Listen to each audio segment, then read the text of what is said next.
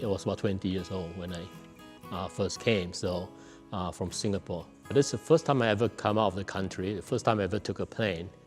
I had no idea what I was doing. So I landed in Los Angeles. I was told that I had to go to the domestic terminal. So I had my huge bag, dragging my huge bag that I was going to be using for the next 4 years. And so I was trying to figure out where this domestic terminal was. And then there's this guy came up to me and said, "Hey, I'll take you there." He brought me to the car park, went in his car and said, "This is strange." I knew that I was taken for a ride, literally a ride. and I was looking at my watch, and I knew I was going to be missing my plane because it's going to be a while before I can clear those lines. So finally we got to almost the domestic airport. It was like a bit of a walk. And you go like, I think you better get out of the car and because you're going to be late for your plane. And oh, by the way, you owe me $400.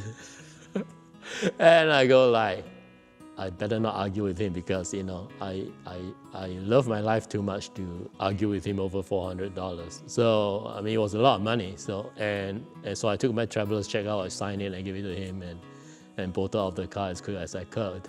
And of course, I missed my plane, and the next plane is the day after, so I had to sleep in the airport with all my bags, waiting for the next flight. So that was my first experience coming to the States. So I landed in Des Moines Airport in Iowa, and as I came out of the gate, I saw people holding up placards.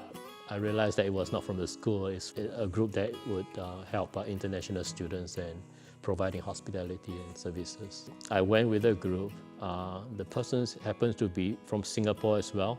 So we connected up real well. One day, the person from Singapore, he asked me, would you like to go to church with me? And I said, yeah, sure, why not, right? I'd never been to church before. Basically, there was a paradigm shift in my mind. The question of whether God exists became the question of, well, who is this God of this Bible who,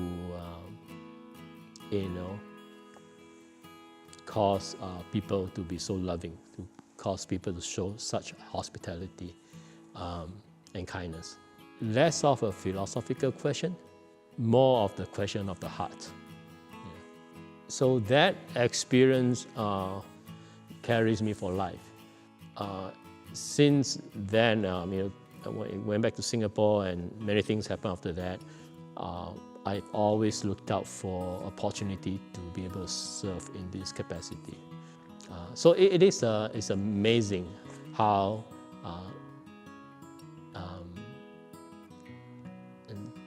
even without speaking, just the act of hospitality can make such a huge impact on people's mind, people's spiritual growth.